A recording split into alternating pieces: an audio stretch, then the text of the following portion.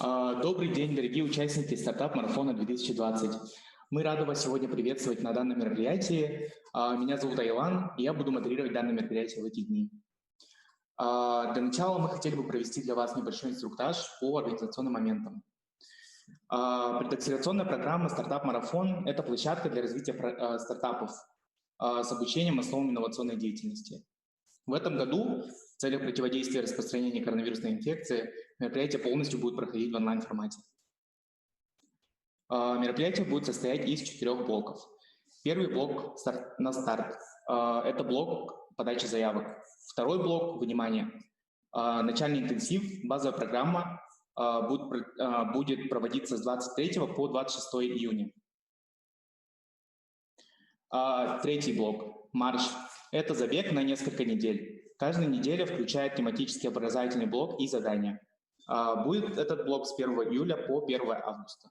И финиш – это защита проектов, он будет в начале августа.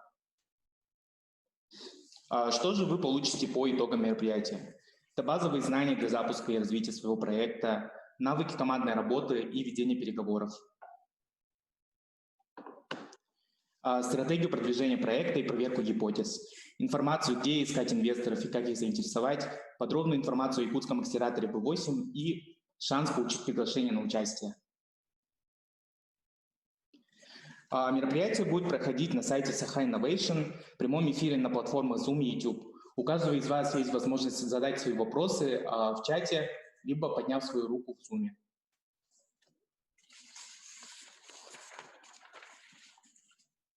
Так, если коротко пройтись по программе. Сегодня у нас запланировано 2 лекции по инновационному предпринимательству и инновационной экосистеме.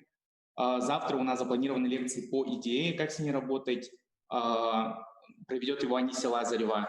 И послезавтра, и 26 июня, у нас запланированы лекции от Станислава Трирса и Анисии Лазаревой по рынку и Customer Development. Так, если мы готовы, я готов передать слово Татьяне Бравиной.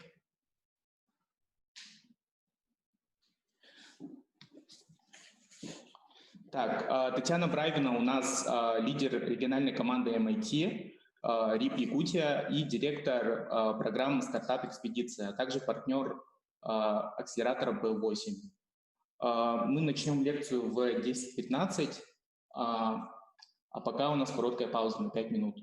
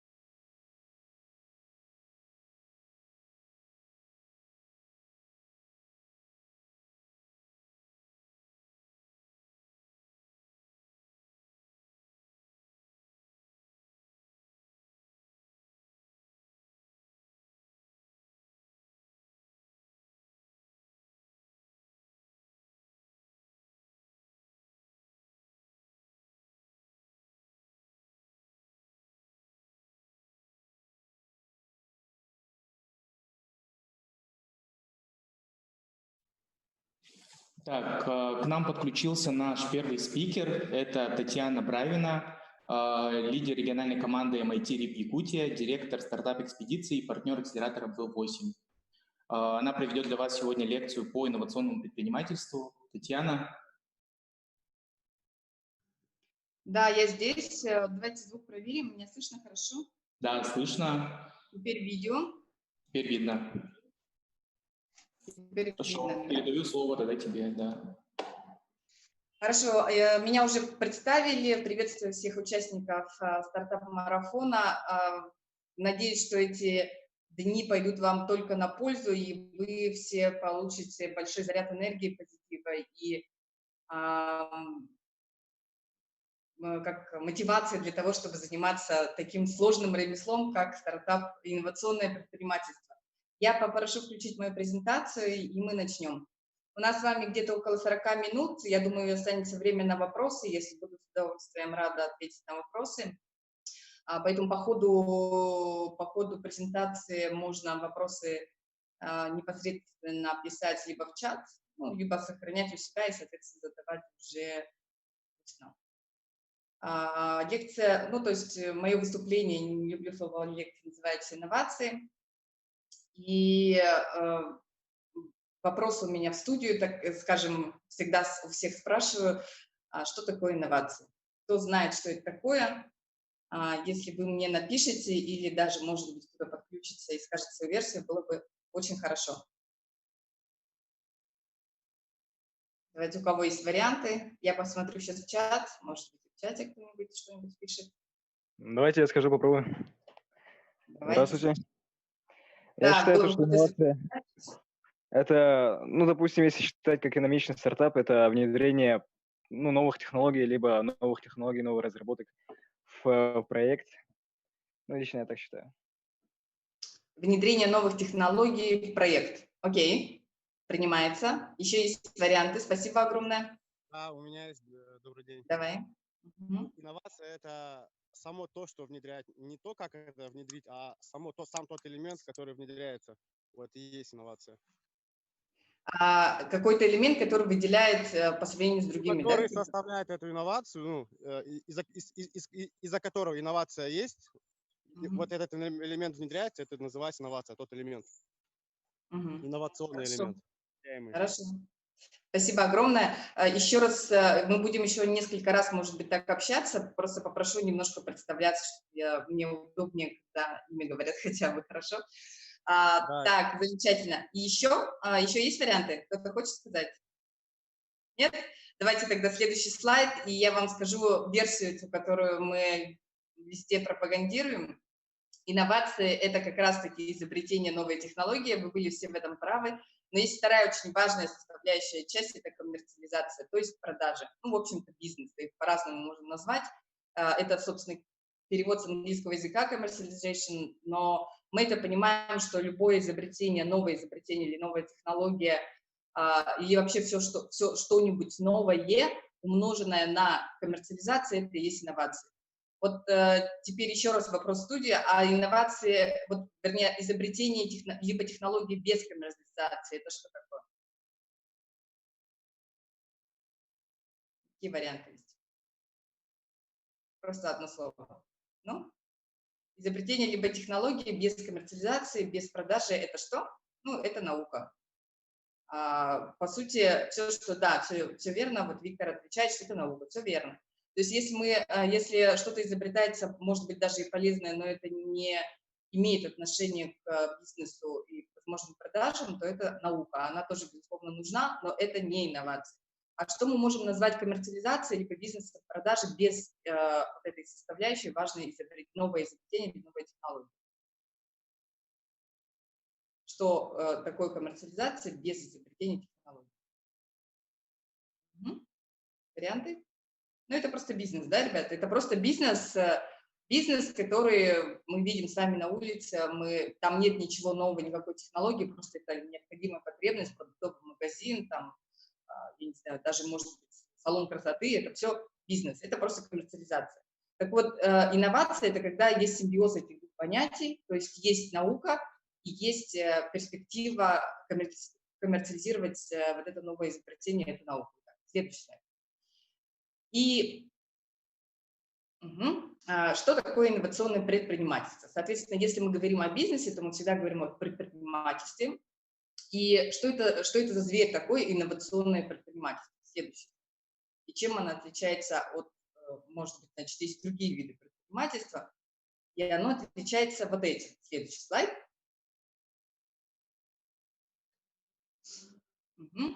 Это наши любимые графы, которые мы сами видели в Массачусетском технологическом институте, где нас обучали как раз инновационному предпринимательству. И эти графы мы везде показываем, и это вообще во всем инновационном мире показывается. То есть понятие малый и средний бизнес, по-английски small medium enterprise, и есть понятие innovation driven enterprise, IDE. То есть если мы говорим об инновационном бизнесе, то это innovation driven enterprise. Чем же отличаются эти два вида предпринимательства, которые мы, собственно говоря, мы сегодня с вами будем говорить об Innovation Driven Enterprise, а вот Small Medium Enterprise мы встречаем с вами на каждом шагу. Local Market Focus, то есть ориентация на внутренний рынок. Пример малого и среднего бизнеса: вы посмотрите в окно, выйдете на улицу и начиная там, с продуктового магазина, заканчивая любым видом бизнеса, который вы увидите, услуги, сфера услуг, клининг там, и так далее, это все относится к Small Medium Enterprise. При этом, посмотрите на графу, она показывает как раз зависимость роста доходов от времени и ресурсов потраченного. Ну, здесь время написано time, но здесь имеется в виду и ресурсы тоже. То есть идет линейный рост. Доходы зависят от того, сколько вы ресурсов тратите на реализацию этого бизнеса. Например, если вы открыли кафе, для того, чтобы вам увеличить, оно вам приносит определенные доходы в месяц, для того, чтобы вам удвоить этот доход, что вам нужно сделать?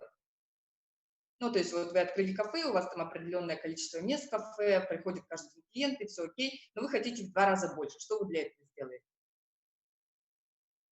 Жду ответов. Очень важно. Маркетинг. Маркетинг, реклама. Вижу, да, тоже цена. Что? Повысим цену, да, видимо, так имеет Андрей в виду. Окей, хорошо, Андрей. Вот повысим цены, это вы можете потерять клиентов. На самом деле, если они привыкли к определенной цене в кафе, то, возможно, они не придут покупать у вас там бургер, который стоит в 2 раза больше. Но суть не в этом, а в том, что на самом деле для того, чтобы удвоить количество доходов в традиционном, так называемом, среднем малом бизнесе, для этого нужно увеличить объем расходов. Вот и все. То есть объем ресурсов, которые мы на это тратим. Делали одно кафе, для того, чтобы удвоить доход, нужно просто открыть второе кафе. Ну, понятно, что нужно понимать, где это делается, на каком рынке там, и так далее. Но вот как раз это и называется линейный рост. Чем больше мы тратим, тем при успешном бизнесе мы больше получаем доходов. Соответственно, здесь что может не меняться? Прибыль. Прибыль может быть оставаться всегда на одном уровне, но это уже техника. Да? И, соответственно, мы для того, чтобы открыть, например, небольшое кафе или там, опять же, сервис какой-то, для этого нужно просто закупить оборудование, можно даже взять его в аренду. В общем, на самом деле реально можно открыть такой бизнес, не тратя очень много денег. Но сегодня мы с вами говорим о совершенно другом бизнесе, основа которого как раз является инновацией и технологией, то есть Innovation Driven Enterprise. И вот здесь посмотрите второй график, он совершенно другой, он похож на так называемую хоккейную клюшку, то есть сначала, вот с нуля, все доходы идут вниз, то есть у нас доходов нет, есть одни расходы. Почему это происходит? Потому что любой инновационный бизнес предполагает затраты на исследование, на создание вот этой инновации. Они могут быть разные, инновации могут быть очень научно сложные, там, требующие очень достаточно много исследований, затраты на сами исследования. Они могут по времени очень долгие быть, по стоимости очень долгие. И вот как раз когда происходит на самом дне этой клюшки, происходит момент, когда это открытие, это инновация, оно становится, новая технология начинает доходы генерировать, да, вот тогда мы начинаем из этой клюшки снизу выходить наверх. И вот здесь очень интересно, что вот эта клюшка, она идет очень резко наверх, по сути, очень за короткое время мы начинаем получать больше и больше доходов. Почему это происходит? Потому что Innovation Driven Enterprise или инновационный бизнес отличается от инновационного бизнеса масштабируемость. То есть мы один раз создаем эту самую новую технологию, этот самый продукт, выводим его на рынок, и если мы молодцы, если мы правильно все сделали, то рынок начинает приносить доходы быстро и в экспоненциальном росте. Вот чем отличается малый и средний бизнес традиционный от инновационного бизнеса. Поэтому если вы намерены заниматься инновационным бизнесом, нужно готовиться к тому, что в первую очередь у вас будут достаточно серьезные затраты. Вопрос, откуда брать деньги, средства на финансирование этих затрат, это другой вопрос. Мы с вами, может быть, сегодня поговорим об этом немножко. А второй момент, то, что на это требуется время, и innovation-driven entrepreneurship предполагает, что вы создадите такой продукт, который будет нужен всем большому рынку, и доход вы будете получать именно так, экспоненциально. Следующий слайд. Так, кто такой успешный инновационный предприниматель? Я здесь назвала просто успешный предприниматель, потому что это, наверное, относится ко всем видам предпринимательства, не только инновационному, но и обычному нашему традиционному бизнесу. Следующий. Успешный предприниматель – это вот примерно выглядит так. Вот. Это симбиоз или слияние двух совершенно разных противоположных личностей. С одной стороны, это пират, а с другой стороны, это солдат. Почему так происходит? Потому что пират, понятно, что это дух авантюризма, это готовность идти на определенные риски, это очень большая мотивация, драйв, это достаточно серьезная вера в то, что он делает. А вот солдат немножко кажется не к месту здесь. На самом деле солдат – это вторая часть успешного предпринимателя. Он должен быть четко дисциплинированным.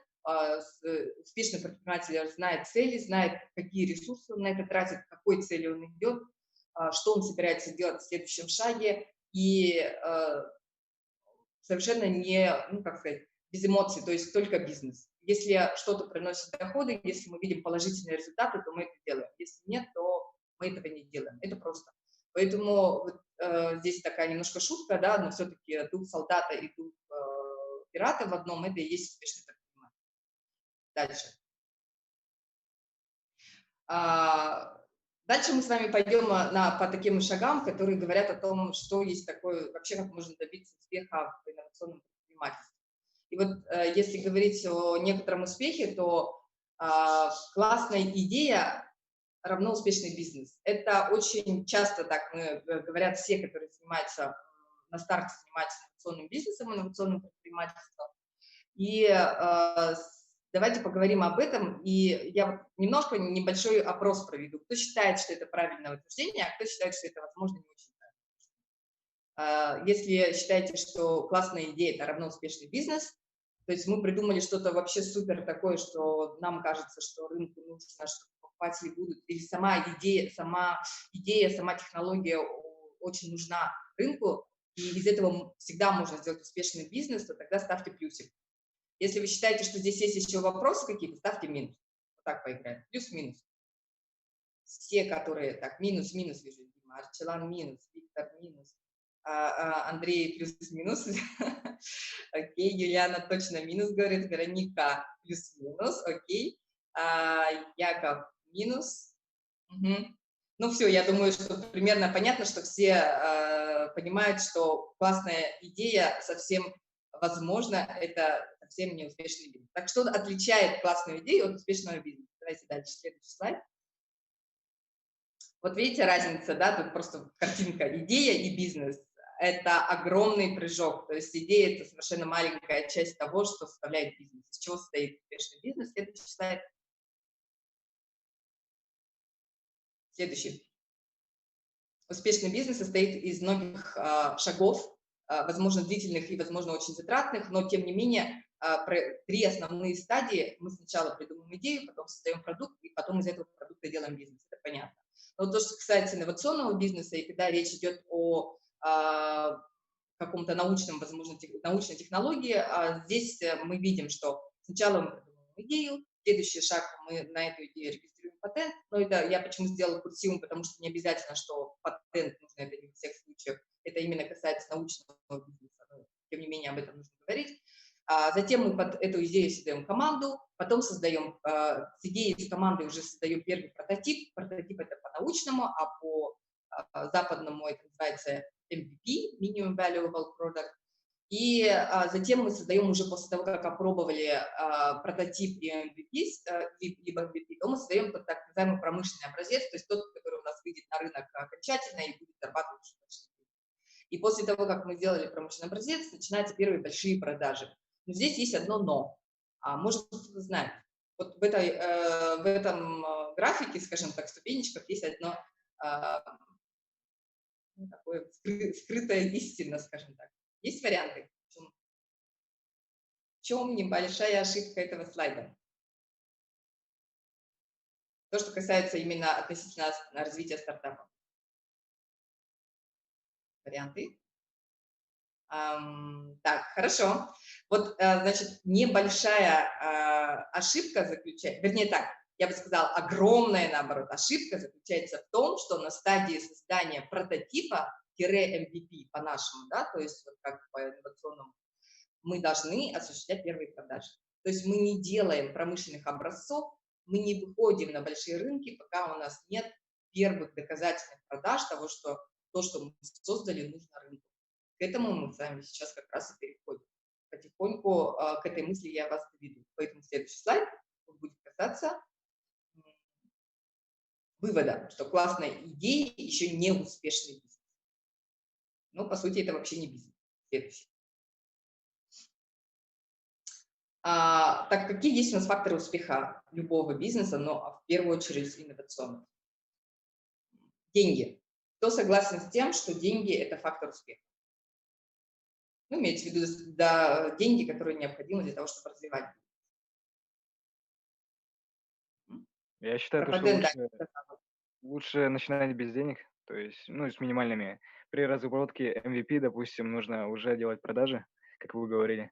И если ты подтвердил гипотезы, то только тогда уже вливаться в маркетинг, всю инфраструктуру, допустим. И только тогда уже вливать деньги. То есть не особо... Да, это спасибо огромное. Можно мне добавить, пожалуйста? Да, конечно, слушаю. Если у тебя есть изначально стартовый капитал на профессионалов, на людей, которые вот в той области, в которой ты профессионал, и они знают этот рынок, то если у тебя есть на них деньги с самого начала, то тебе, естественно, легче стартануть, ну, и избегая многих ошибок. Если есть собственный капитал, ты имеешь в виду, да? Если есть собственный капитал изначально на ту команду, которая вот тебе нужна, которая уже знает, что делать, то есть, которая лучше тебя, у которой ты учишься. Хорошо, интересно очень. Еще какие-то мысли у кого-то? Вот, в Да, принципе... есть пару мыслей. Во-первых, самое важное, я считаю, что деньги нужны на первый MVP. MVP – это не просто какую-нибудь там двухстраничное приложение взять. Это хороший продукт, который сейчас конкурирует на рынке, потому что очень большая конкуренция. Это где-то от 3 до 5 миллионов надо, чтобы прям получить хороший продукт, а не как думают некоторые предприниматели, можно там за 200 тысяч второй драйвер сделать. Потом это маркетинг, потом это команду оплачивать, аренду и так далее. То есть, чтобы сделать хороший продукт, я думаю, где-то 5-10 миллионов надо, чтобы просто запуститься, протеститься. И это небольшие деньги, ну, в рамках мирового сообщества. В России, может, много, в мире нет. То есть примерно 100 тысяч долларов надо, чтобы провериться грамотно. Хорошо. А можно тебя спросить, как зовут? Я не вижу просто. Вот сейчас кто отвечал? Виктор? Виктор, давай так. Мы когда закончим, даже не мою лекцию, а когда вообще стартап-марафон закончится, если организаторы будут не против, там как-то надо будет связаться или, может быть, еще раз выйти на связь, и я бы хотела твое мнение еще раз услышать по этому поводу. Потому что то, что ты сейчас говоришь, это очень важно, и ты на самом деле где-то прав наполовину, даже, может, ну, скажем, ладно, так пусть будет. Но есть половина, которая пока, возможно, скрыта от тебя, поэтому вот тебе нужно поучаствовать в стартап-марафоне, и, возможно, у тебя мнение поменяется. А может, и не поменяется, это как бы тоже такое может быть. Так вот, возвращаясь к всем, кто сказала, вы все правильно говорите, с одной стороны, но с другой стороны, я здесь что хотела очень сильно подчеркнуть, то что фактор успеха деньги, здесь говорится о том, что если у вас есть деньги, у вас все получится, это неправда. То есть это точно не так. Если у вас есть какая-то классная идея, только дайте мне достаточно денег, 5-10 миллионов, 15, не знаю, 50 тысяч, и у меня все выстрелит, это тоже неправда, это не так. Фактор успеха совершенно не деньги. Деньги нужны будут тогда, когда у вас есть что-то, что, ну, вот все-таки минимальный valuable product, либо хоть какая-то проверенная гипотеза. То есть на той стадии, когда у вас нет проверенной гипотезы, нет подтверждающего факта того, что то, что вы придумали, этот продукт, он нужен рынку, и не просто нужен, а рынок готов за него платить, до этого времени деньги не могут являться фактором успеха. Фактором успеха деньги являются только тогда, когда вы идете на масштабирование, когда у вас уже продукт каким-то образом начнет развиваться, расширяться. Все, что можно сделать бесплатно, нужно делать бесплатно. Я понимаю о том, что Виктор говорит, что сейчас очень большой рынок конкуренции, там невозможно параллельно придумать какие-то вещи, которые не могут изначально конкурировать с большими уже игроками, но проверить гипотезу вы всегда можете, и можете сделать это бесплатно. Поэтому я очень сильно настаиваю на том, чтобы вы поучаствовали во всех мероприятиях стартап-экспедиции, особенно на этапах, когда будет customer development и так далее. То есть тогда вы, возможно, поменяйте мнение и вообще избежите многих ошибок. Поэтому следующий слайд. Все-таки нужно говорить о том, куда в любом случае вести, потому что здесь слайд. Вот вопрос, почему кто-то должен дать вам деньги, это как раз касается этого. На первых этапах, когда у вас есть только идея, кажется, что она очень классная, и в любом случае все идут искать финансирование, потому что как минимум, если вы сидите даже перед какое-то приложение, вам нужно есть каждый день, да, то есть если вы где-то не работаете и у вас нет собственных накоплений, то тогда вы идете искать эти средства. Кстати, кто-нибудь знает правило 4 F? Ну, F по-английски.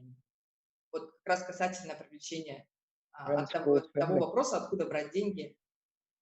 Да, все верно. Friends, Fools, Family и Funds. Ну, Funds в данном случае это имеется в виду собственное накопление. Единственное, кто вам может в начале самом вам давать какие-то, инвестировать в вашу идею, это друзья очень хорошие, это семья, это ваше собственное накопление и так называемые fools, ну, то есть те, которые почему-то поверили. Таких не так много, но они существуют. Сейчас мы еще хотели бы добавить, наверное, 5-й F, это фонд развития инноваций, который у нас есть. Потому что фонд развития инноваций старается как раз поддерживать стадию Seed, то есть тогда, когда есть команда, есть идеи и больше ничего нет. Так вот, почему кто-то должен дать вам деньги, это следующий слайд. И для того, чтобы ответить на этот вопрос, сначала мы посмотрим, у кого нужно просить, кто вообще дает деньги. Вот как раз вот в стадии, где вот самое первое создание бизнеса. Это вот та же самая клюшечка, да, то есть мы основатели, это мы фаундеры сами, это мы инвестируем свои собственные средства в начале самом, и все средства уходят на разработку вот этого минимального продукта. Если по аналогии мы при научной технологии мы занимаемся исследованием в это время, при, там, допустим, создании какого-то сайта или программы и так далее, мы занимаемся кодированием, созданием первого MVP. И тогда, когда мы создали уже первый MVP, у нас начались небольшие первые продажи, тогда здесь, ну, даже не продажи, а такие пробные выходы на рынок, да, тогда мы можем показывать уже результаты этих первых пробных выходов бизнес-ангелам. И вот в этой стадии, ну, вообще в западном мире принято, что на этой стадии финансируют именно бизнес-ангелы. У них какой интерес? Они достаточно серьезные, достаточно, ну, очень богатые люди, которые имеют возможность финансировать очень ранние стадии развития стартапов, и они зарабатывают, они в любом случае зарабатывают, естественно, на том, что при последующей стадии финансирования в эти раунды войдут уже большие другие фонды, и они смогут продать, вернее, свою долю за более большую цену. И вот в России, к сожалению, бизнес-ангелов не так много, тем более и в Якутии их не так много, но тем не менее они существуют, и очень часто роль бизнес-ангелов, в роли бизнес-ангелов выступают как раз уже успешные предприниматели, знакомые, родственники, у которых есть какие-то накопления, которые могут вам доверить. И вот когда вы переходите уже, стартап переходит на первые продажи, тогда включаются уже венчурные капиталисты.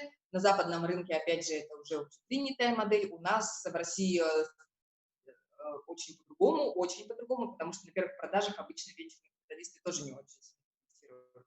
И вот как раз, когда идет следующий шаг, это масштабирование, быстрый рост. Да, масштабирование, когда мы очень быстро растем, а когда рынок уже принял продукт и начинается продажа по всему рынку и, возможно, за рубежом, тогда подключаются корпоративные инвесторы, банки, и в России тогда подключаются фирмы венчурных.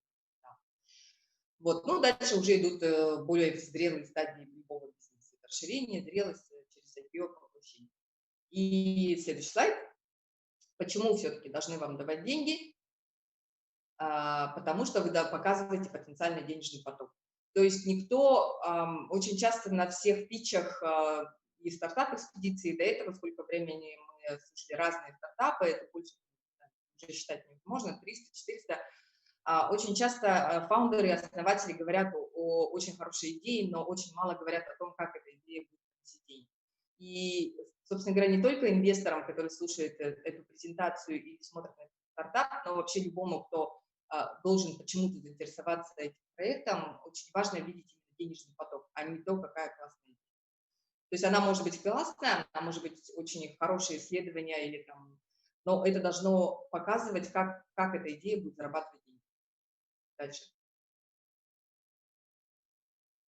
Поэтому инвестору нужно всегда показывать путь к деньгам в деталях. Очень важно, естественно, когда у вас очень короткие питчи, когда вы рассказываете про свой проект там, в течение 30 секунд, 1 минуты, очень сложно рассказать про финансирование за мало слайдов, но тем не менее вы должны четко понимать, каким образом вы будете зарабатывать именно эту сумму, которую вы указываете. Например, если вы говорите, что вы заработаете в своем проекте там, при успехе на 2-й год там, 10 миллионов долларов, то вы должны четко знать, почему именно 10 миллионов долларов, сколько вы продадите продуктов, например, в какой цене, или подписка это будет, то есть это все должно очень четко показываться, и почему именно этот продукт вас купит в таком количестве.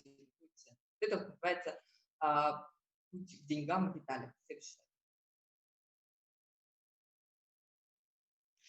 И это мы говорили с вами про деньги, а теперь мы с вами должны поговорить про фактор успеха команды.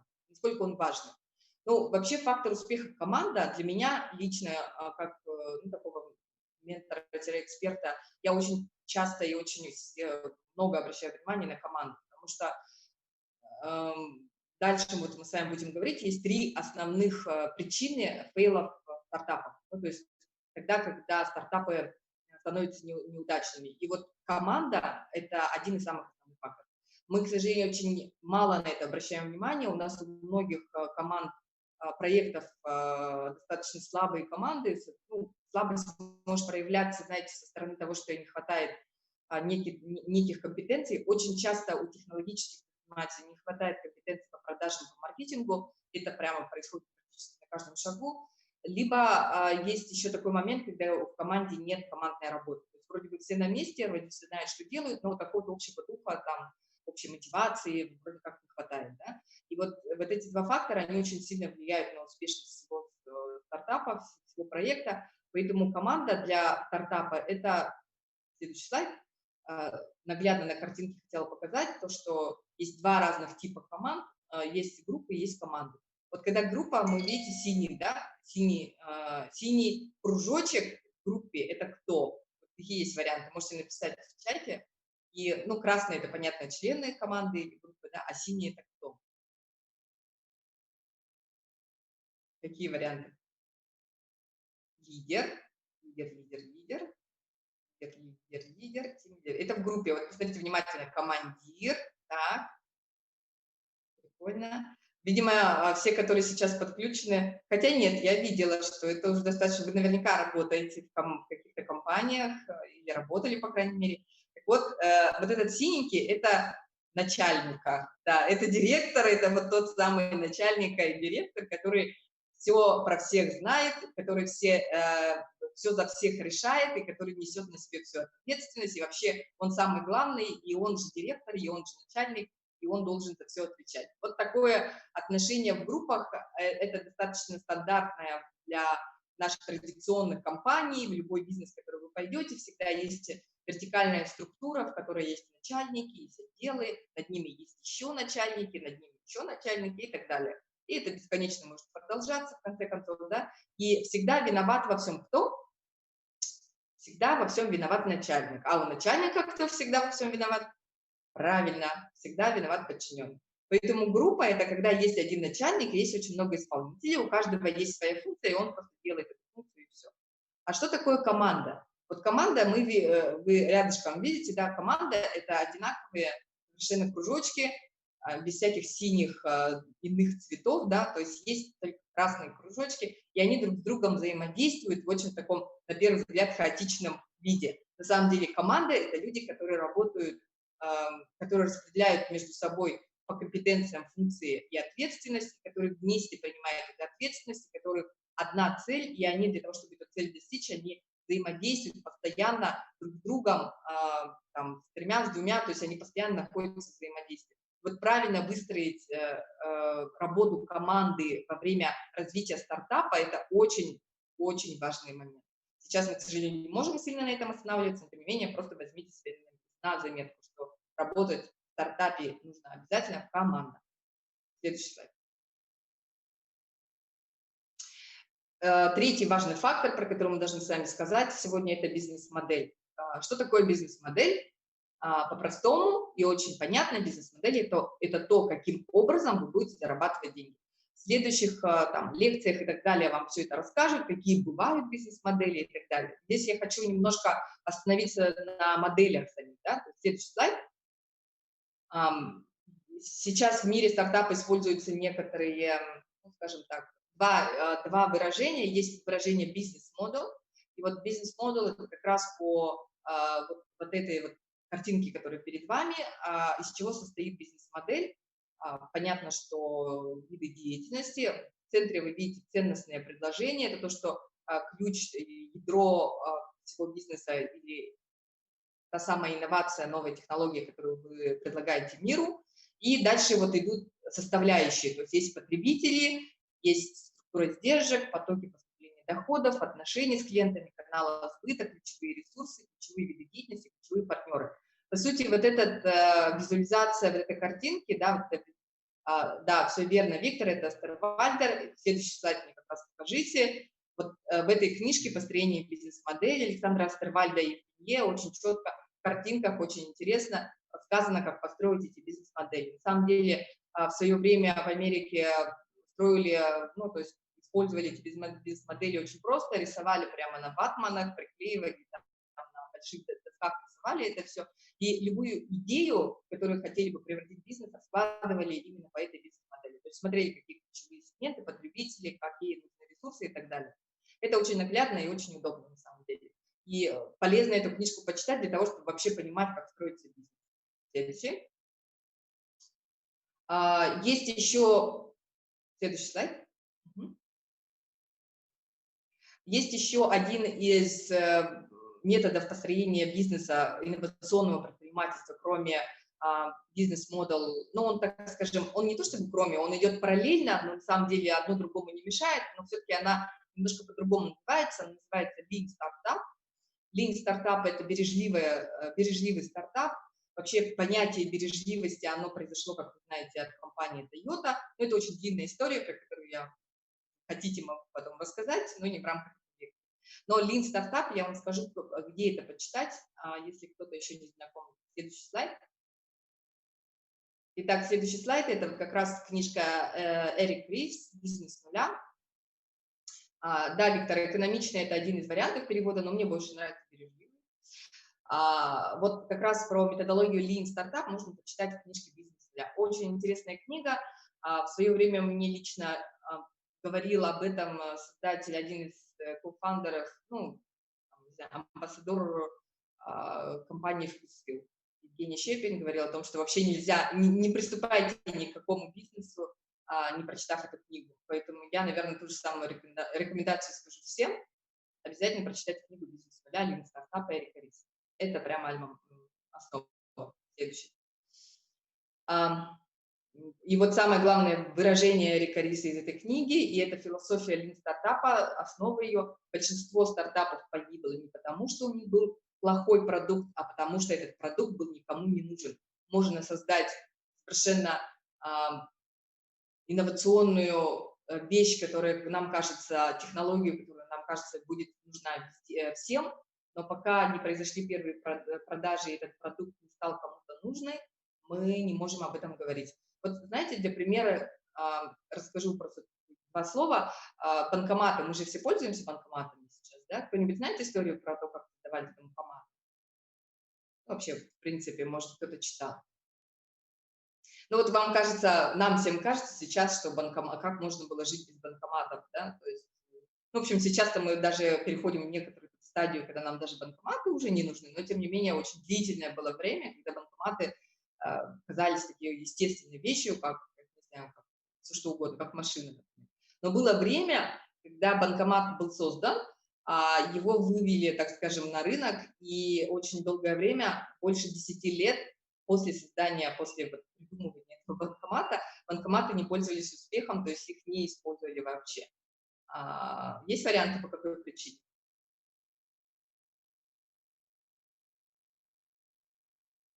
Угу. Почему банкоматы, думаете, не пользовались спросом? Потому что этот продукт, этот банкомат был никому не нужен в тот момент. Все верно, нужда в ней нужна, да, Дима. Нужно, чтобы этот продукт был кому-то нужен. Ну, по сути, кажется, что он вроде бы был бы и нужен, то есть это же очень удобно, когда были уже карточки, в принципе. Нет, там были первые карточки какие-то, но там проблема была в том, что рынок, а именно люди, потребители, да, они были...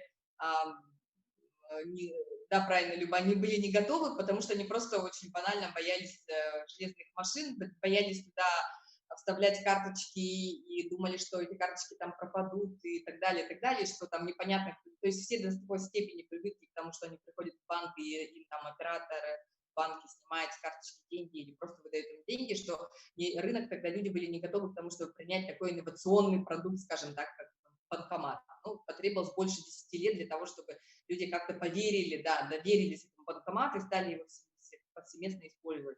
Поэтому такой классный продукт, такая классная инновация, как банкомат, в свое время никому не был нужен в результате, поэтому он не продавался. Вот. Сейчас же это время изменилось. Следующий слайд. Кто-то нарисовал на моем слайде что-то. Пока команда не общается с клиентом, она коллективно галлюцинирует. Это одно из любимых выражений, не только мое. Все говорят о галлюцинациях, и они происходят повсеместно и очень часто, происходят везде. И эти галлюцинации как раз говорят о том, что, мы пока не общаемся с нашими клиентами, все наши идеи, мысли о том, что у нас классный продукт или классная идея, они остаются нашими галлюцинациями. Сначала мы галлюцинируем в одного, придумываем себе что-то, потом вовлекаем туда членов команды, а потом мы вместе с командой можем вовлечь туда и там достаточно серьезных людей, вплоть до венчурных инвесторов, да, такое очень часто происходит, и даже в таких больших крупных компаниях, как Яндекс, Mail.ru там, и так далее, да, очень часто происходят такие вещи, то есть они верят в эту идею и, допустим, какие-то продукты, не выпуская на рынок, начинают их создавать и тратить на это достаточно много средств. И это просто потому, что мы люди, мы человеки, поэтому надо себя, собственно говоря, оценивать, всегда останавливать, думать о том, что пока вы не общаетесь с клиентом, пока вам клиент не подтвердил свою потребность, это все-таки галлюцинации, на них не стоит тратить особенно деньги. Следующий слайд. Организаторы, у нас сколько времени осталось? Можете написать просто в чате, окей? Соответственно, есть одна методология, очень повсеместно используемая в любом инновационном бизнесе, начинающем, называется Customer Development, это называется исследование клиента, и как раз она заключается в этих первых двух квадратиках, да, ну, то есть,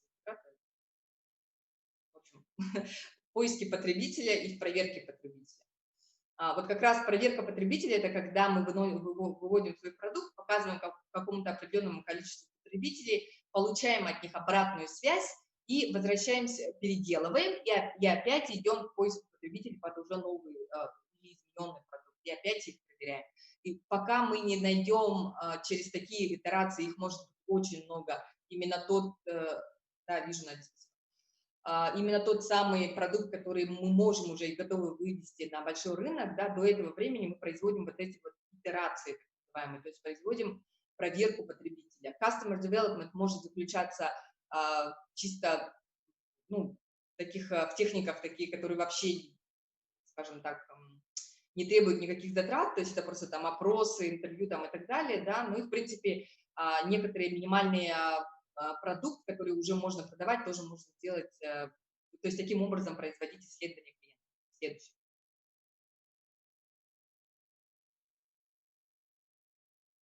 Следующий. Слайд следующий. И вот как раз, когда мы вообще начинаем любой стартап или любую идею, да, мы очень часто обращаемся к нашим потенциальным клиентам, к родственникам, к друзьям и рассказываем про свою идею, задаем такие вопросы: что вы думаете про нашу идею? Вот если я создам такой продукт, понравится ли вам мой продукт или нравится ли то, что я уже сделал, сколько вы готовы за это заплатить? То за то, нет, не буду спрашивать, я тут уже написала, что это неправильные вопросы, не надо было так писать, но смотрите, почему эти вопросы неправильные? Давайте так спросим. У кого-то есть идеи? Почему эти вопросы неправильны? Потому что на эти вопросы будут отвечать да или нет, либо же они будут врать просто. Они боятся обидеть, поэтому, скорее всего, будут нечестно отвечать. То, что Скорее всего, это будут нечестно рационально. отвечать. Угу. И это вопросы достаточно закрытые, да, то есть это, наоборот, Яков, они, наоборот, прямые, ну, как, они закрытыми вопросами называются, то есть здесь только два варианта ответа, как говорят, там, да, нет. Что значит правильные вопросы? Давайте следующий слайд посмотрим, немножко по постоянной. Правильные вопросы. Как вы сталкиваетесь с проблемой и как ее решили? Здесь речь идет о той проблеме, которую решает ваш продукт. То есть вам нужно, очень важно узнать историю о том, как люди сегодня или сейчас решают проблему, ту, которую решаете вы. Вот, например, какие, вернее, были решения проблемы отсутствия мобильной связи, ну, мобильного телефона. Вот если бы мы были создателями с вами мобильного телефона, и мы бы пришли к нашим потенциальным клиентам, и мы бы не показывали и не рассказывали про то, что у нас есть мобильный телефон, мы бы спросили, соответственно, как вы сталкиваетесь с проблемой и как ее решили. Какие тогда были решения?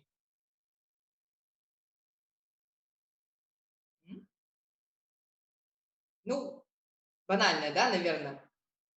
Будку, да. Ну, в общем, был обыкновенный стандартный проводной телефон, правильно? Был телефон, был еще, можно было пойти на почту, да, можно было пойти, ну да, пейджер был в то время уже, когда еще не было особо мобильных телефонов. Можно было пойти, там, не знаю, позвонить с почты я уже сказала, позвонить из дома по стационарному телефону. Еще, кстати, есть такой нетривиальный ответ, как еще можно было, какую проблему вообще все эти средства решают. Они решают проблему связи, да, то есть они решают проблему связи, когда нам нужно передать информацию от нас кому-то другому, который находится удаленно. Потому что когда мобильный телефон и все остальные средства, они не решают проблему связи с людьми, с которыми мы с вами вот сейчас рядом находимся, да, они решают проблемы связи удаленно. А какой еще есть вариант решения проблемы связи, кроме телефона?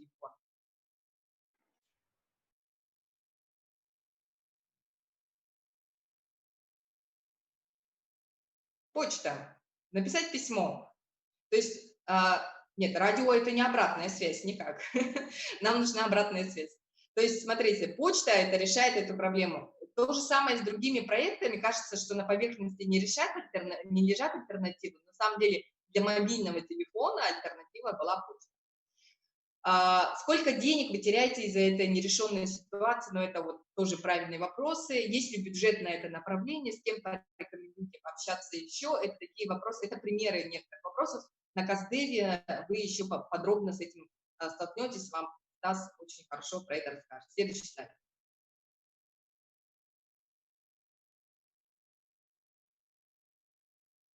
Следующий слайд. Нам уже заканчивать пора.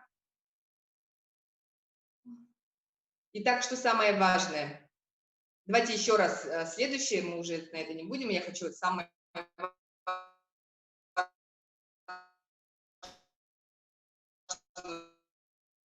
успеть рассказать.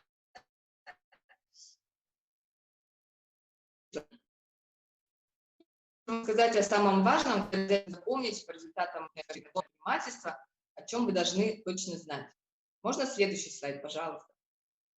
Вот, еще теперь следующий, да, потому что я уже сказала про самое важное. Итак, следующий слайд, и вот это вот треугольничек, который мне кажется очень важным, и который вы прямо должны все запомнить, что самое важное в любом в инновационном бизнесе – это рынок. То есть пока, когда у вас есть рынок, платежеспособный спрос, клиенты, до тех пор ваш бизнес будет успешным. Продукт и команда, они тоже очень важны, но вот как раз по степени важности здесь и выделен рынок – это самое главное. Даже есть примеры, когда продукт, вот как раз когда мы с вами говорили об MVP, и вообще о продуктах, которые не очень хорошие, но когда есть огромная потребность в решении этой проблемы, когда люди готовы платить любые деньги, чтобы решить эту проблему, которая у них сегодня существует. Например, маски, да, вы все знаете, которые у нас, маски, которые сейчас там в одно время все скупали. Вот появилась проблема огромная, которую нужно было закрыть, и там хоть какие маски, по сути, были там выпущены, но они все скупались махом. Вот это называется рынок, когда есть огромный спрос на решение. И вот продукт под него делается, под рынок. И команда, соответственно, тоже очень важный, то, что нужно помнить, команда нужна обязательно. Рынок, продукты, команда – это три, это не все факторы, но это три самых важных фактора, на которых строится успешный инновационный бизнес. Следующий. Слайд следующий, да. И вот из этих трех составляющих и есть такое выражение в инновационном бизнесе, называется product market fit, то есть как раз соответствие того продукта рынку, который вы делаете. Продукта вашего, рынку, который вы делаете. И вот это состояние product market fit, то есть правильно сделать продукт, рынок принимает ваш продукт и хочет еще, вот это к чему стремится любой инновационный бизнес. То есть тогда, когда вы будете выпускать продукта ровно столько, сколько будет потреблять ваш рынок, вот, в этот момент можно говорить о том, что вы достигли product market fit. И тогда, когда у вас есть постоянный на это спрос, когда у вас есть покупатели, которые возвращаются и возвращаются за вашим продуктом, это называется retention. Тоже об этом, я надеюсь, вам еще расскажет. Просто это очень важно запомнить. Погуглите, почитайте об этом, что такое product market fit, и делайте именно это, стремитесь к этому. Это ваша цель, это ваша миссия, сделать из вашего бизнеса, из вашего, вернее, идеи, сделать такой продукт, который бы был product market fit. Следующий, если что-то есть. И платежеспособный спрос, да, то есть неважно, насколько проблема болезненна, при этом проблема может быть огромная, но те же маски, да, представьте себе, если бы люди не могли платить за маски, они бы просто не покупали. Кстати, вот многие так и делали, да. Но вот наличие платежеспособного спроса – это один из самых важных факторов успешности любого инновационного бизнеса. Поэтому неважно, насколько проблема болезненна, но если нет на это платежеспособного спроса, опять же, это не может стать основой успешности вашего бизнеса. Следующий. И в заключение просто хочу сказать тоже, чтобы вы погуглили, те, которые еще не знают эти методологии, это методологии управления проектами, они очень часто используются в инновационном бизнесе, построении инновационного бизнеса, Agile, Scrum, так называемый, но это все произошло из IT-бизнеса, естественно, но это просто запомните. Я просто хотела, чтобы вы себе это фиксировали и почитали об этом тоже литературу и посмотрели. У меня на сегодня все. К сожалению, на вопросы уже времени не осталось, но я попрошу организаторов, если будут вопросы, я готова буду ответить как-то в офлайне, если мне это пришлют. Всем огромное спасибо, успехов вам на стартап-марафоне и, собственно говоря, ждем вас в фонде, в акселераторе, в венчурной компании. Всем пока. Так, спасибо большое, Татьяна. Так, спасибо большое. Очень интересная лекция была. Сейчас получается, следующий спикер у нас Анатолий Сколович Семенов, министр инноваций, цифрового развития и коммуникационных технологий Республики Саха-Якутия. Он расскажет сегодня об инновационной экосистеме Республики Саха-Якутия. Пожалуйста, Анатолий Сколович.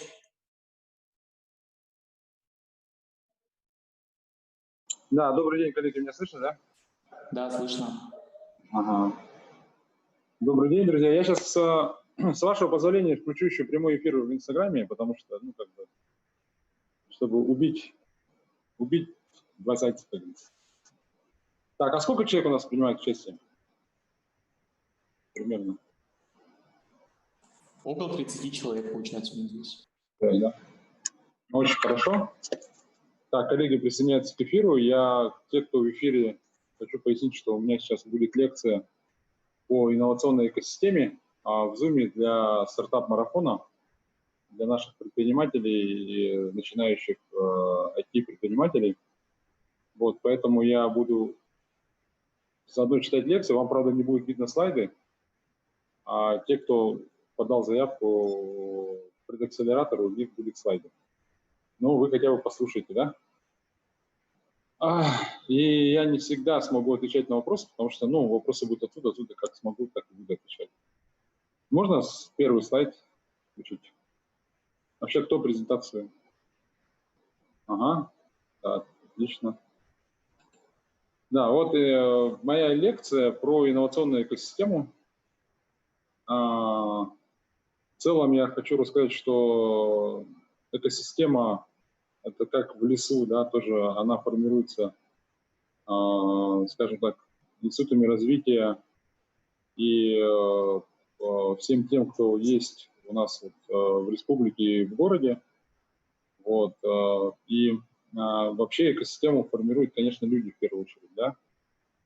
Люди, и вот наша экосистема, именно айтишная экосистема инновационная в Якутске начиналась в далеком 2012 году, когда мы собрались с несколькими IT-компаниями, такими как тогда назывались Souz Games, Афанасий Алексеевич Минский, тогда Саха Интернет, это Арсен Томский, еще несколько ребят. Мы создали ассоциацию развития IT-отрасли. Да, и, в принципе, мы всегда говорим, что во главе экосистемы стоят предприниматели и люди, которые, ну, хотят изменить мир. Можно следующий слайд? Вот. И вот на этом слайде, это вот сейчас выступала перед вами Татьяна Анатольевна Бравина. Вот сейчас она предприниматель, до этого работала и в банке, и в технопарке Якутия, работала заместителем министра предпринимательства. И вот команда Бостонской восьмерки, которая обучалась по программе Regional Entrepreneurship Acceleration Program, это вот программа ускоренного развития предпринимательства именно Массачусетского технологического института MIT. И вот следующий слайд можно. В целом вот так выглядит понимание MIT экосистема. То есть на верхнем уровне у нас стоят предприниматели. Есть в экосистеме должен быть risk capital, это венчурные фонды, бизнес-ангелы. Обязательно должен быть в экосистеме университет. В экосистеме также должен быть правительство, которое поддерживает эту экосистему. В данном случае это Министерство инноваций, цифрового развития и информационных технологий. Ну и не только оно, потому что многие министерства тоже также сейчас инновационно ориентированы, скажем так. Тоже, допустим, там Министерство строительства или Министерство ЖКХ. То есть также оно настроено вот для того, чтобы создавать эту систему. Ну и corporate – это предприятия, большие корпорации, начиная от таких крупных, как Алроса, ну и заканчивая, в принципе, компаниями в целом по мировым масштабам небольшими, но для нашей экосистемы важными, такими как, допустим, может быть, неожиданно подождет ППК Якутия или, не знаю, там, возможно, даже хлебокомбинат. Да? То есть предприятия, которые, или авиакомпании Якутия, да, которые в целом могут быть потребителями этих инноваций, изобретений, которые производят наши предприниматели, наши резиденты. И в целом я хочу сказать, что вот именно такой взаимосвязки вот, работает экосистема. Если нет какого-то элемента, то экосистема является неполноценной. Именно поэтому у нас с точки зрения рискового капитала у нас в свое время была создана венчурная компания Якутия, был создан вот, фонд развития инноваций. И вот в роли предпринимателя у нас выступает Ассоциация развития IT-отрасли, куда ребята, я хочу сказать, что вот даже последняя, вот сейчас, которая у нас идет, стартап-неделя, нам в этой стартап-неделе помогает Майтона. Да, и практически на всех наших хакатонах, на различных конкурсах, стартап-школах помогают очень сильно активные ребята из InDriver. Вот, они создали свою школу, да, где тоже они помогают, читают лекции и вот в целом опыляют эту экосистему, да, являясь, скажем так, таким драйвером развития этой экосистемы. Ну и, конечно, наш университет, Северо-Восточный федеральный университет, играет активную роль. Я вот сейчас, можно следующий слайд? Вот примерно на этом слайде видно, но, конечно, это... А можно еще следующий слайд? Да, нет, тогда верните. В общем, у нас там есть, да, бизнес-инкубатор «Орех», да, студенческий, который вытягивает студентов. Он находится прямо в IT-парке здесь, в здании, и ребята очень активно работают с студенческим сообществом для того, чтобы ребята из, ну, скажем так, с университета пробовали себя на ранней стадии, там, на уровне бакалавра даже уже пробовали свои стартапы. Это очень важно. И вот нами создан, скажем так, совместно с Фондом развития инноваций, технопарком Якутия создан акселератор B8. Вот, буквально несколько дней назад был уже 3-й выпуск этого акселератора. И мы будем сейчас вот начнем отбор на осенний акселератор. В принципе, вот, все, кто сейчас проходит это обучение предакселерационное, мы очень надеемся, что вы вот как раз подадите заявки на осенний акселератор.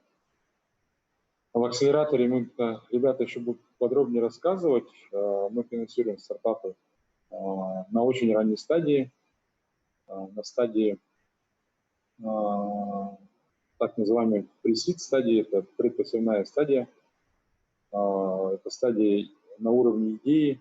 Вообще хочу сказать, что в мире, в мировом венчурном бизнесе принято, что на этой стадии финансируют так называемый 3F, Friends, Family and Foolish. Да, и, конечно, венчурные фонды на эту стадию на самом деле не идут. Да. Поэтому нам было принято решение, что у нас в этой стадии очень большая проблема, что ну, никто практически на этой стадии не финансировал, кроме фонда Бортника. Да. И, соответственно, нами было принято, что такой фонд нужен в виде эндаумента и в виде НКО, да, то есть некоммерческой организации, потому что мы понимаем, что на этой стадии очень много риска. То есть очень много риска, что не все ребята с уровня идеи дойдут до серии А хотя бы. Да? Вообще рекомендую всем посмотреть все эти названия, которые я сейчас говорю, может быть, они для вас не знакомы, вот, для тех, кто в эфире, но это термины, которые приняты общемировой практикой венчурного бизнеса. То есть это предпосевная стадия, серия А, Б, С и IPO. Да. Все компании мировые хотят выйти на IPO. Да, и мы очень верим, надеемся, что InDriver выйдет на IPO. И это будет первая якутская компания, которая вышла на IPO. Да, и начала листиться в бирже, привлекать больше инвестиций, скажем так, да. И вообще хочется сказать, что на самом деле, конечно, создать в Якутии экосистему было очень сложно, потому что на первом на первых порах особенно очень было много вопросов, как это делать. Мы это в 2012 году это делали с нуля, 8 лет назад. Вот, когда я возглавил технопарк Якутия, не было, ну, скажем так, не было ничего, ни здания, ни понимания, как это делать, ни денег в бюджете. То есть вот просто лист бумаги, да, и вот нужно было создать технопарк. Конечно, сейчас у нас по прошествии 8 лет есть и IT-парк, как я сказал, есть инженеринговый центр, есть инкубатор «Орех», есть сам технопарк, фонд развития инноваций, вечерная компания «Университет», в общем, ассоциация развития IT-отрасли. У нас есть ребята из Future Skills, есть сейчас подтянулось очень много СУЗов.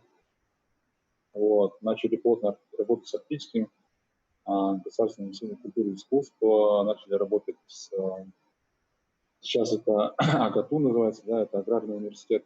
В общем, работаем со всеми, со всей экосистемой, потому что наша задача создавать IDE, это Innovation Driven Entrepreneurship, то есть предприниматели, которые ориентированы на экспорт, которые экспортируют свои знания, экспортируют свой продукт, продают его по всему миру, но а налоги платят здесь в Якутске. Это самая главная цель наша. То есть, да, мы верим в то, что можно создать такую экономику в Якутии.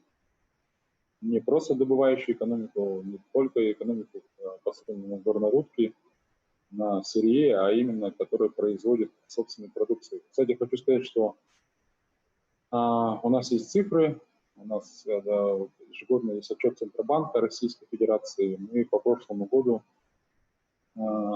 экспорт IT-компаний Якутии составил практически 2 миллиарда рублей. Это из всего экспорта Дальнего Востока это где-то примерно 82%. То есть мы сейчас вообще план по несырьевому экспорту выполняем в основном за счет этих компаний. И это, я хочу сказать, что не предел, мы только начало, будем больше. Недавно Мальтон объявил, что создано уже 900 рабочих мест, 900 человек, в Якутске больше 600 рабочих мест создано. И мы понимаем, что это не предел. У нас компания «Фантастик», резидент IT-парка очень сильно растет. Вот, да, у них там уже порядка 50 работников, и они растут очень быстро. Вот, я думаю, что такие компании, как Pricebox, Google Courier, автономные технологии, таких вот, которые сейчас растут в компании, они тоже будут расти и тоже будут создавать рабочие места. Вот, да, и экономика внутренняя, сама экономика будет меняться, то есть мы будем ориентироваться на экспорт, продавать интеллектуальные свои разработки и, соответственно, на этом зарабатывать. Конечно, это все делается не быстро. Любая экосистема строится годами. То есть Силиконовая долина, она формировалась уже больше 80 лет. Вот. Есть такие долины, как вот в Дэджоне в Южной Корее, есть в Израиле, есть такие во Франции долины, есть в Канаде. То есть каждая страна старается делать ставку на экспортно-ориентированную высокотехнологическую экономику, потому что это развивает в том числе и человеческий капитал, да, это развивает экономику страны. И у нас на самом деле вот такой экосистемой в России ставка основная сделана на Сколково. Вы прекрасно про него, наверное, слышали все. Ну и мы, конечно, учитывая, что страна очень большая, мы очень долго добивались того, что не смогут все переехать в Москву, да, при всем желании. При этом мы понимаем, что, конечно, Москва – это центр. В Москве очень много людей, очень много бизнеса, но при этом на Дальнем Востоке тоже нужно как-то развивать, делать такие точки роста. И нас услышали, и вот мы с этого года, с января месяца, стали региональным оператором Сколково. То есть нам дали практически мы Сколково на Дальнем Востоке, в Якутске, да, то есть те резиденты, которые становятся резидентами Сколково, могут не переезжать теперь в Москву, могут находиться в Якутске и получать налоговые льготы. Есть федеральный закон о Сколково, мы можем получать налоговые льготы. Это такая особая экономическая зона в центре города. Да, это удивительно. Можно, то есть на Ленина один сидеть и получать федеральный льготы.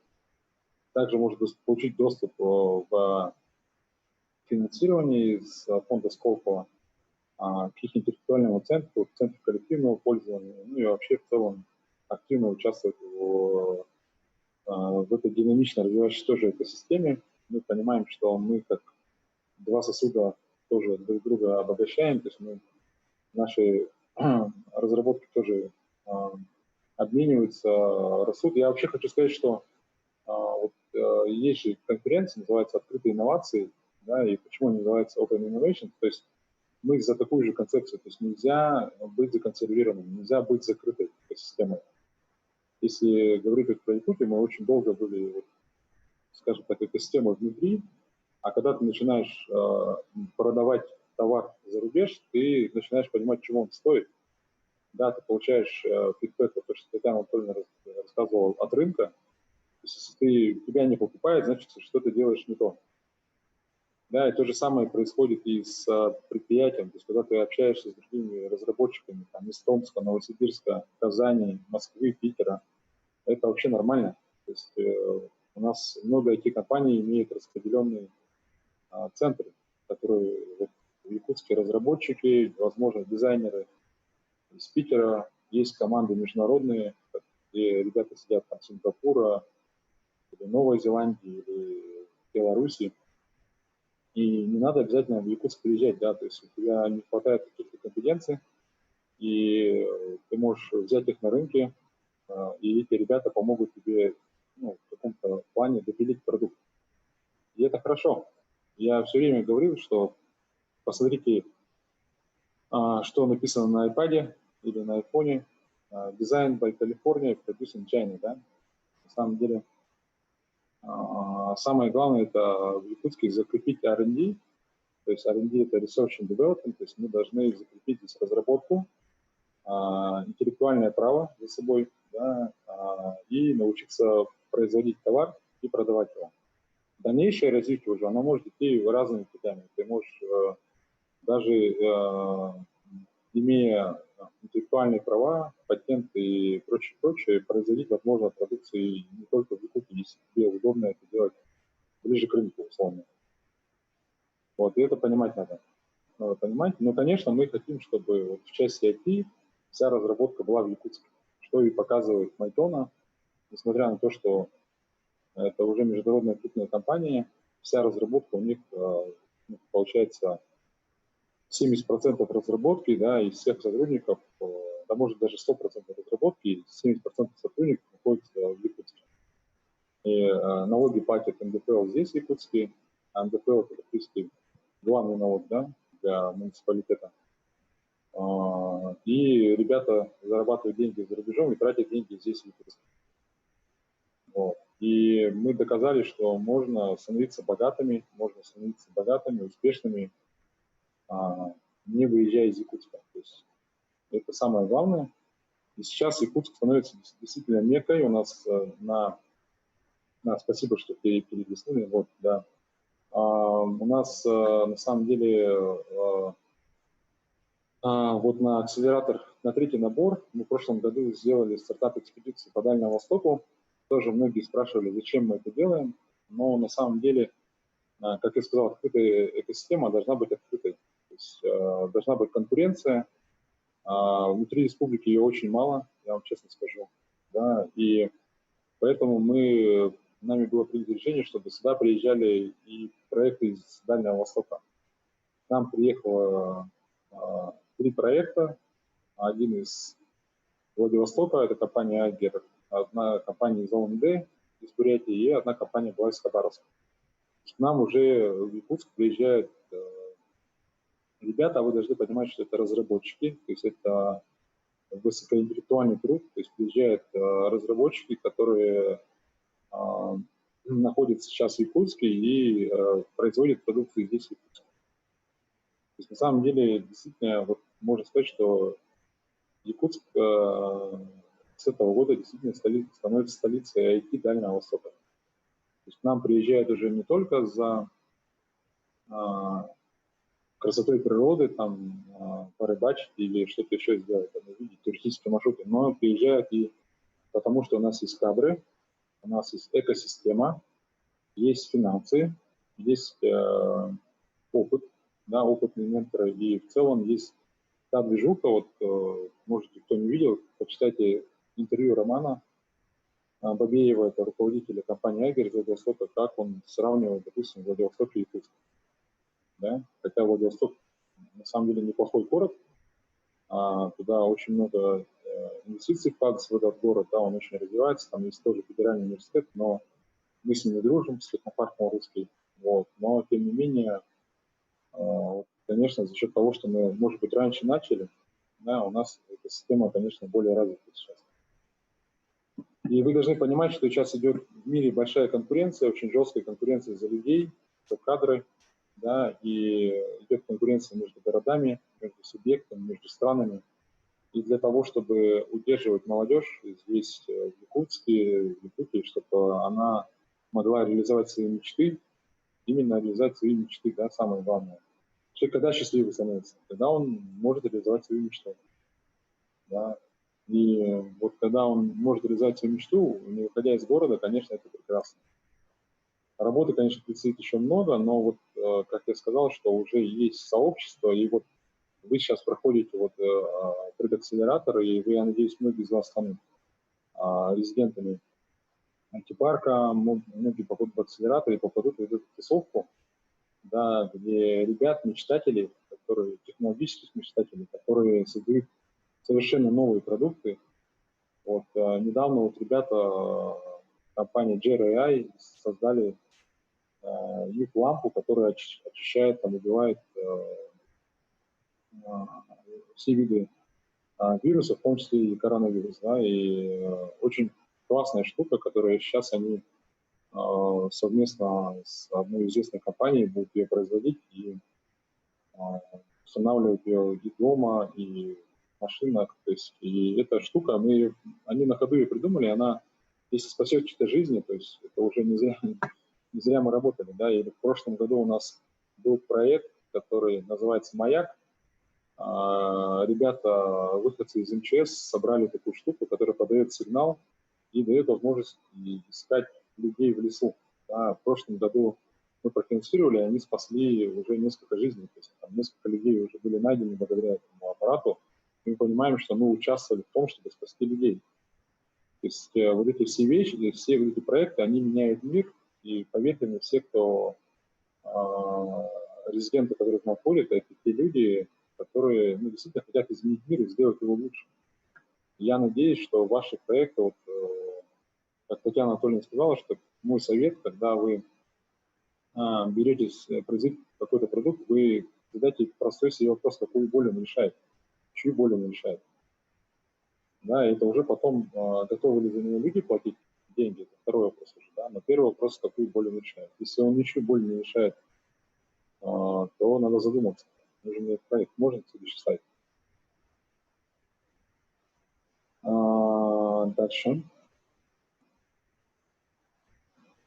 Дальше. Это презентация, по-моему. Ну вот этот сайт интересный. На самом деле направление деятельности, если спрашивать, какие направления мы поддерживаем, то вот тут написано, это не только геймдев, как может показаться, что мы занимаемся только разработкой игр.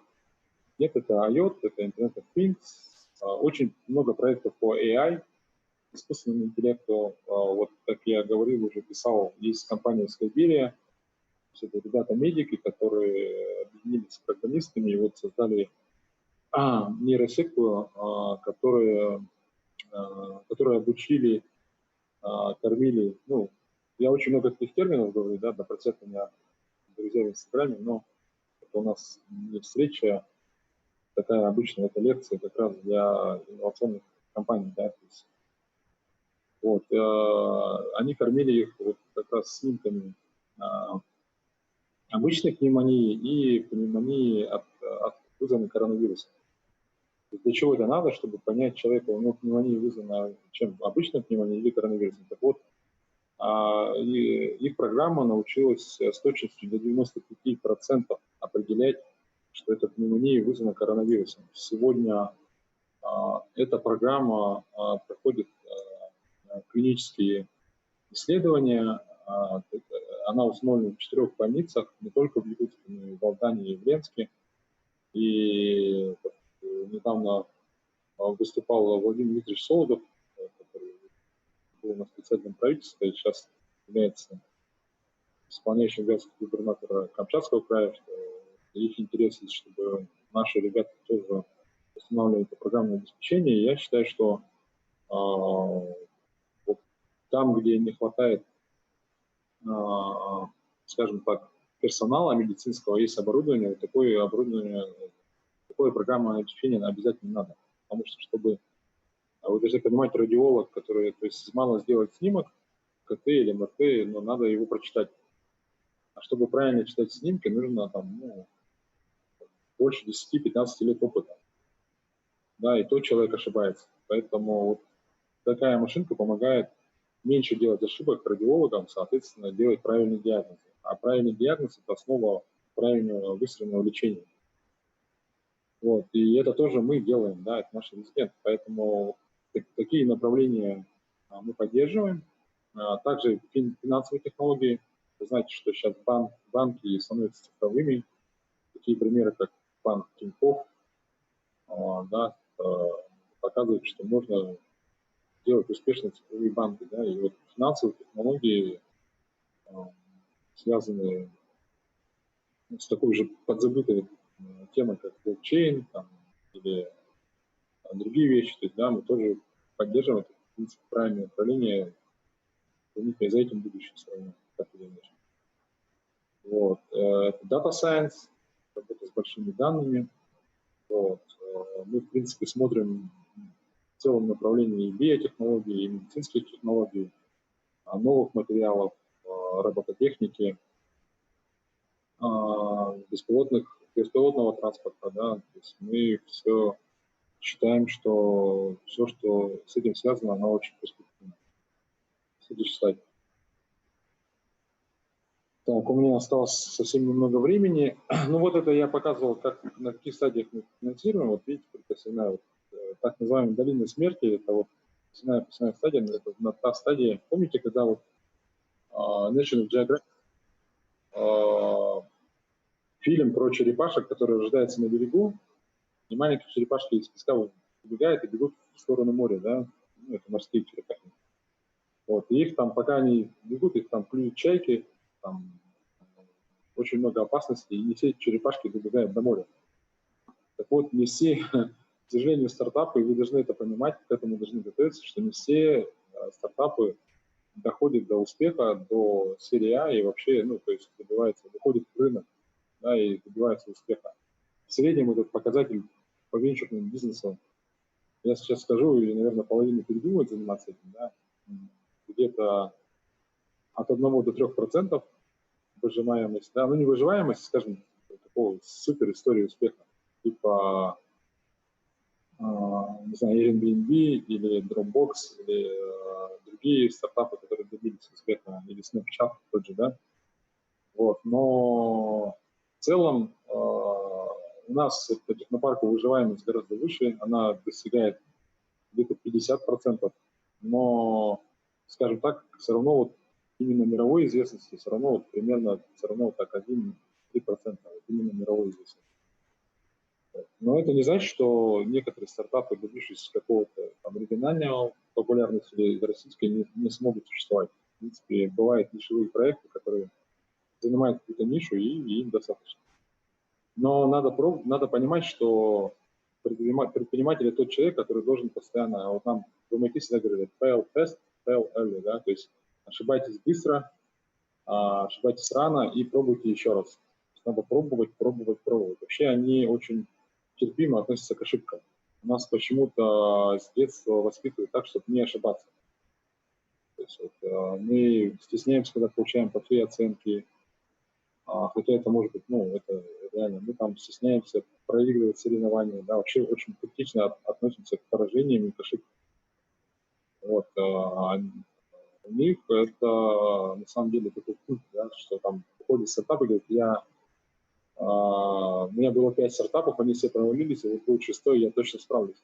И реально венчурные компании видят, что у человека есть опыт, бэкграунд, и он на эти грабли уже не наступит, и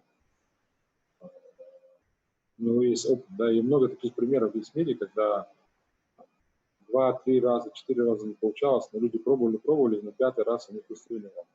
Все от терпения, от настойчивости, от целеполагания, мотивации очень много зависит. Да, мы всего лишь экосистема, мы всего лишь support, да, поддержка, а все равно во главе угла, я как говорил, да, предприниматель, который все это добьется сам. Вот. Ну и вот мы говорили, что у нас есть. В принципе, есть дальше, если идти на ранний рост, там есть фонд высокотехнологий Дальнего Востока, есть частные венчурные компании. В принципе, мы эти знания есть, что у нас есть, мы за 8 лет накопили связи и опыт. У нас очень много. Я посмотрел где-то более 1500 стартапов лично. Знаю практически всю экосистему Российской Федерации. Практически 100% знаю институт развития Российской Федерации. И уже знаем зарубежные институты развития. Мы дружим уже с ними. Многие стартапы от нас выходят уже за рубеж. Вот у нас 2 стартапа, которые в прошлом году проходили акселерацию. Это SmartBooks, компания, которая делает AR-книжек, который уже продается в Канаде, вот, и GreenLab, который производит оборудование для сетифермерства. Вот, они прошли в Нью-Йоркский акселератор Software Ventures, но, к сожалению, пандемия не дала возможности им вылететь в Нью-Йорк. Да? Но, тем не менее, наш акселератор происходит, выпускной вы видели на английском языке. Почему? Потому что мы настраиваем людей на думать так, как думают там. Да? И, соответственно, мы помогаем это делать, и мы настраиваем так, чтобы люди изначально пробовали себя в Якутске, испытывали свой продукт в Якутске, как тот же InDriver начинался, да, но потом изначально как-то в форме думали об экспорте. Если мой вам совет, если вы хотите пройти в акселератор, то думайте так. То есть вы должны изначально как-то планировать мировую экспансию. Можно следующий слайд.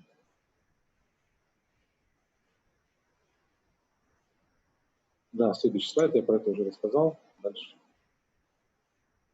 Есть примеры проектов, которые у нас проходили акселерацию. PriceBox, наверное, все знают. Runway в Zip тоже интересный проект. Был такой тамагочи раньше, его нужно было кормить, чтобы он не умер, а это вот котенок, которого нужно кормить своей подвижностью. Да? Сейчас вы знаете, что многие сидят за компьютером, мало двигаются, ведут сидячий образ жизни.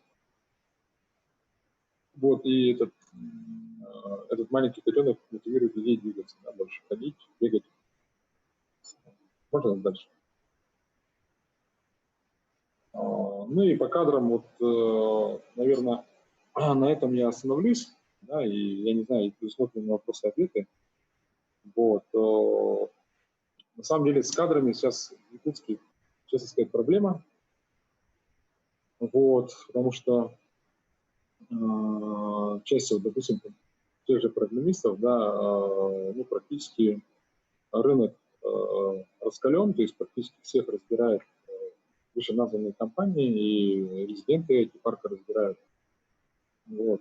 Но при этом мы понимаем, что у нас надо готовить уже со школ, то есть у нас порядка больше 50 частных школ, IT-школ, таких как Алтан или IT-школ Варионова. Мы очень плотно работаем с техникумом связи, информационных технологий, да, Институт математики и информатики, АГИКИ, как я сказал уже, там есть бывший АГИКИ, это колледж Северо-Восточного федерального университета. Мы также работаем, сейчас начали открывать выставки центры, и будем договариваться с Михаилом Петровичем, министром образования, что мы будем масштабировать лучшие практики по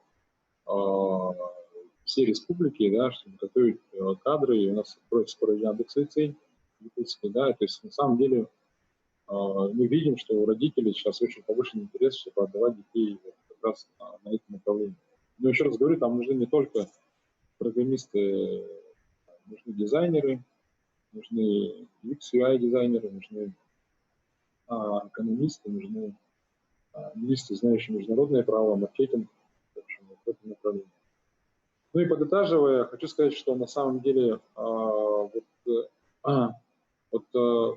то, что сейчас вот происходит в Якутске, я считаю, что, ну, как это такой, к нам приезжал Стив Порте, да, это вот предприниматель из Калифорнии, да, такой тоже венчурный инвестор. А, кстати, многие венчурные инвесторы когда-то за спиной имели свои успешные стартапы. То есть они продали стартапы и стали венчурными инвесторами, как часто бывает, или бизнес-ангелами, да. И вот он говорил, что когда он приехал на хакатон, да, где-то года 2 назад, он видел, как там где-то около 150 программистов сидят, круглые сутки что-то делают, пичатся, придумывают свои проекты. Он говорит, слушайте, такого уже даже в Штатах, говорит, нет. Это, говорит, примерно как у нас в Калифорнии, говорит, в конце 70-х, начале 80-х. То есть мы примерно вот на такой стадии вот этого драйва находимся, что сейчас ребята реально, ну, то есть есть такой IT-бум, можно сказать, да, в Якутске, и я очень рад, что вы сделали первый шаг, вы заявились вот на эту приватизационную программу, вы ее проведете с пользой, я 100% уверен, потому что программа очень интересная, очень насыщенная, и ну, спикеры будут очень разные. Сейчас благодаря пандемии у нас люди все научились пользоваться, скажем так, системой видеоконференц-связи. У нас на самом деле в акселераторе очень много было топовых спикеров со всего мира. Да, и вот ребята, которые прошли образовательную программу, да, вот, которую разработал MIT, да, это 21 шаг дисциплинированного предпринимательства, вот, да, это как раз ну, самый топ, можно сказать, да, то, что в мире есть. И вот, все в ваших руках. Спасибо. Если есть... Хорошо, спасибо большое, Анатолий Склонович. Да, если есть вопросы. Да, если есть вопросы, я готов на пару ответить. Я посмотрю, есть ли вопросы в Инстаграме. Ого, есть люди, оказывается. Так. Ну, особо вопросов не было, потому что это была на самом деле лекция, да.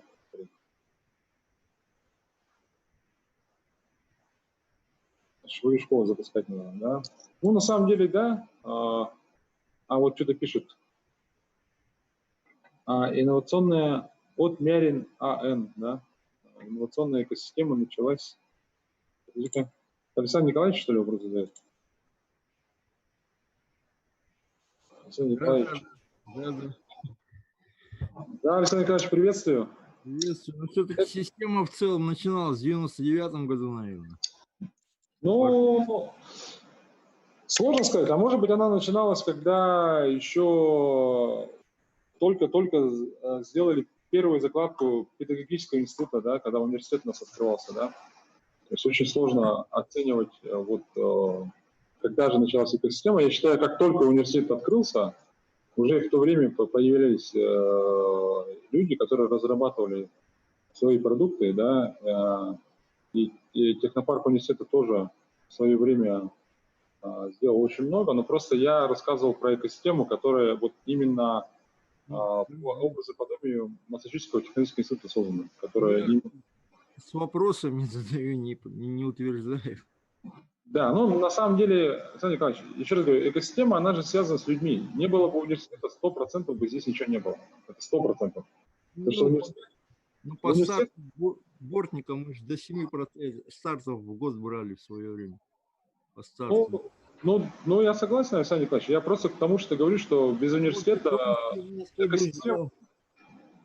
Все долины, да, там в долине, там Стэнфорд, да, в MIT, ну, в Бостоне, в Кембридже это MIT и Гарвард, да, всегда все экосистемы формируются вокруг университета.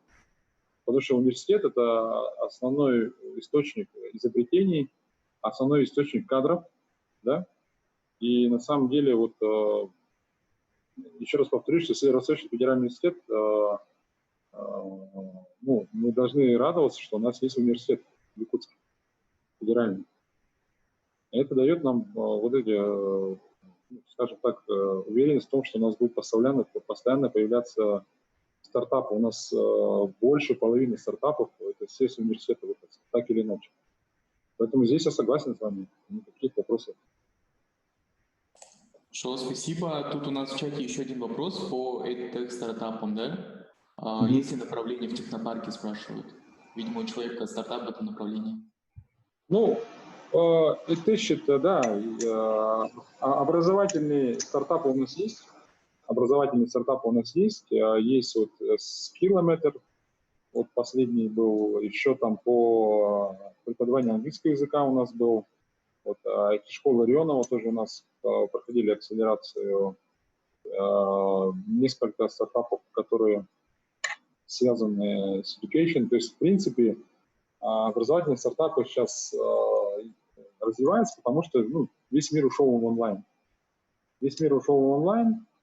Я вам больше скажу, что на самом деле то, что сейчас происходит вот с дистанционным образованием, на самом деле, вот как сказал там Владимир Викторович, там это mixed world, да, то есть идет смешение, или blended world, он сказал, смешение вот виртуального и реального мира, но при этом надо сказать, что технологии пока именно дистанционное образование, они слабые.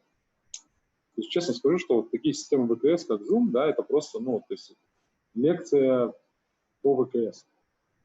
А на самом деле я вот все жду, когда вот, по последним данным Китай, вот у них есть план выхода из пандемии, они вложили, вот, одним из развития, они вложили более 300 миллиардов долларов в VR-технологии. То есть надо ждать осени каких-то больших прорывов VR, туда пошли крупные гиганты, как Alibaba, Taobao, да, то есть если ритейл и e-commerce пошел в виртуальную реальность, то я думаю, что там будет, большой прорыв, да, то есть и вот когда такие технологии, которые уже в принципе не новые, они давно уже изобретены, просто очень было мало пользователей, и нужен был какой-то катализатор для внедрения инноваций. И вот я думаю, что вот как раз пандемия как раз даст толчок вот как раз таким, как VR-технологии, дополненные и виртуальной реальности. Вот там уже образование виртуальной реальности, это действительно, да, это уже именно те технологии, которые как раз подразумевают именно дистанционное образование полноценное. Вот, да, если есть у вас такие разработки, предлагайте, я готов поддержать, потому что для республики на самом деле дистанционное образование нам нужно еще и развивать. Что касается и серверной части, самих разработок, платформы, методики, подготовки педагогов самих, чтобы они могли работать в этом, да, и заканчивая связь банально, да, чтобы качество связи было становилось еще лучше. Хорошо. Также есть у нас еще один вопрос от Виктора Махатырова. На какой стадии должен быть стартап, чтобы попасть в V8?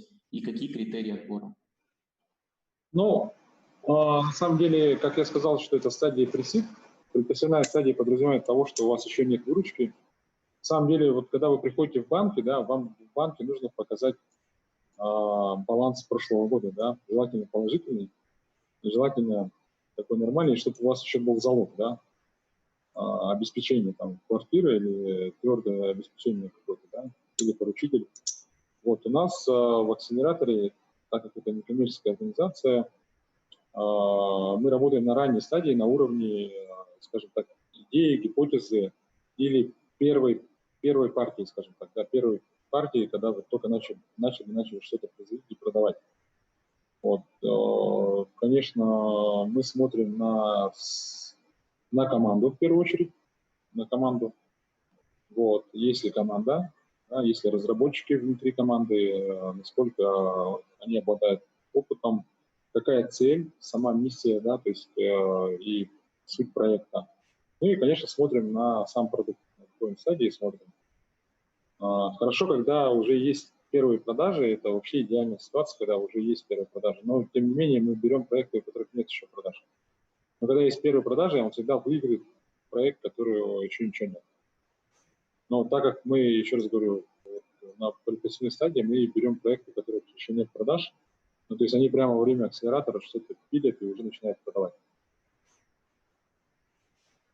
Вот так. Ну, эксперты, я хочу сказать, что у нас большинство не местные. Это опытные менторы с международного и российского уровня, потому что мы как раз хотим смотреть не своими глазами, да, а глазами тех людей, которые будут инициировать вас дальше.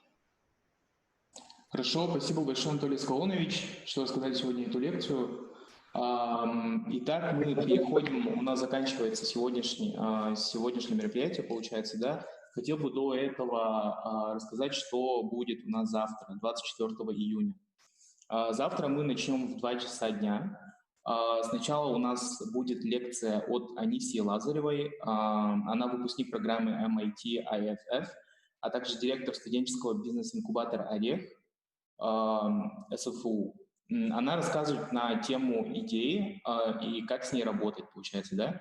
Вторая лекция будет тоже от Анисии Лазаревой, начнется в 3:40 и продлится до 5:10. Вторая лекция будет на тему сегментации рынка и выбора позиций для завоевания рынка. Все, на этом все тогда. Всем спасибо, что сегодня присоединились. Ждем вас завтра.